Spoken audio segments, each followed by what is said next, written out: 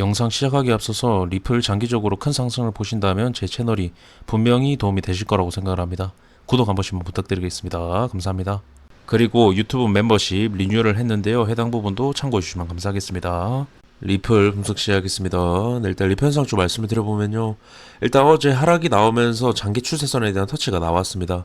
일단 장기 추세선이란 월봉에서 이 저점을 이은 추세선인데요. 일단 일봉도 보시면은 정확하게 이었을 때, 정확하게 저점을 이었을 때 이런 추세가 나오면서 어제 해당 추세에 대한 터치가 정확하게 나온 모습입니다.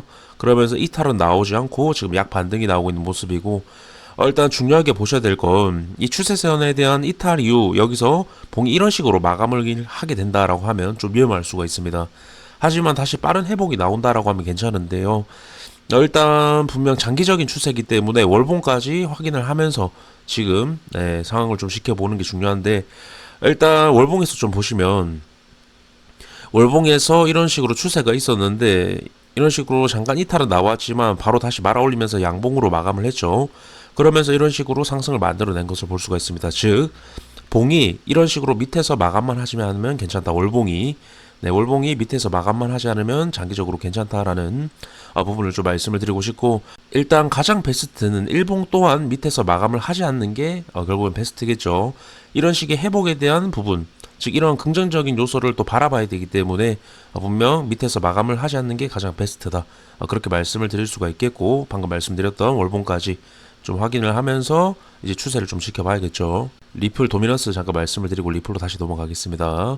일단 리플 도미넌스 주봉인데요. 데드크로스가 나고 한참 동안 골든크로스가 나지 않다가 지금 이런 식으로 골든크로스가 났죠. 그리고 밀려나지 않고 있는 모습입니다. 이런 모양은 결국에는 이런 식으로 플러스 구간으로 넘어설 가능성이 높은 그런 모양인데요.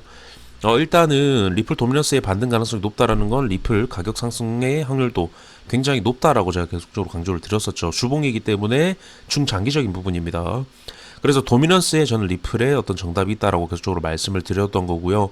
이렇게 도미넌스 짧게 말씀드리고 다시 리플로 좀 넘어가 보게 되면, 그렇게 됐을 때 중장기적인 부분에 있어서 분명 이 추세는 지켜내줘야지 도미넌스 반등과 함께 어떤 장기적인 상승의 관점을 계속적으로 취해 볼 수가 있다는 겁니다.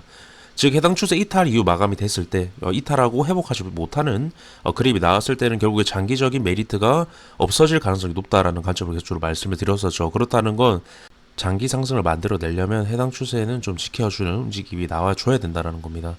그래서 아까 말씀을 드렸던 리플 도미넌스 중장기 상승 가능성에 대한 부분, 결국에 해당 추세에 대한 이탈을 만들지 않겠다라는 부분도 될 수가 있겠죠. 제 관점에서는 이 도미넌스가 분명 상승을 만들어내려면 이 추세도 이탈이 나오지 않아야 결국 상승에 대한 부분의 확률이 높기 때문에 이 두 가지를 따져봤을 때는 중장기 상승 관점에 대한 부분에 있어서 확률적으로 높게 보고 해당 구간도 지지가 나올 것으로 본다라는 제 관점을 종합해서 말씀을 드리고 싶고요.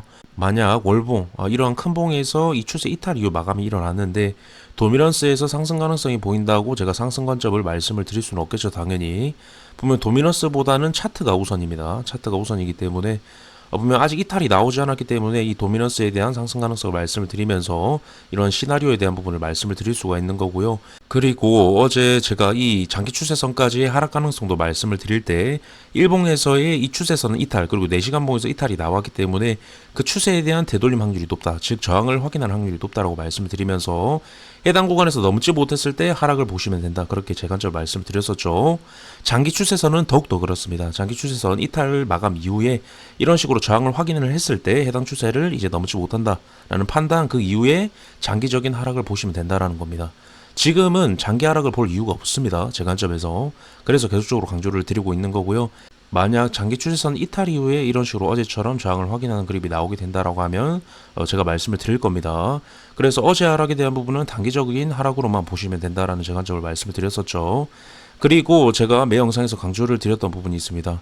만약 장기 투자에 대한 부분을 생각을 하신다면 해당 구간에서 상승 관점을 가지지 않는다라고 했을 때는 앞으로 리플 장기 투자에 있어서 상승 관점을 가질 구간은 저는 없다라고 생각합니다. 그 정도로 굉장히 중요한 구간이고 해당 추세 이탈 나왔을 때는 굉장히 긴 시간 밑에서 횡보하는 그림이 나올 가능성이 높다, 그렇게 좀 바라보고 있기 때문에 해당 구간만큼 장기 상승을 바라볼 수 있는 자리가 없다라는 겁니다. 제가 그래서 장기 상승에 대한 관점, 해당 구간 이탈 나오기 전까지 계속적으로 강조를 드리고 있는 거고요. 그리고 저는 리플 상승에 있어서 굉장히 보수적입니다. 장기 상승을 말씀드린 구간은 해당 구간밖에 없습니다.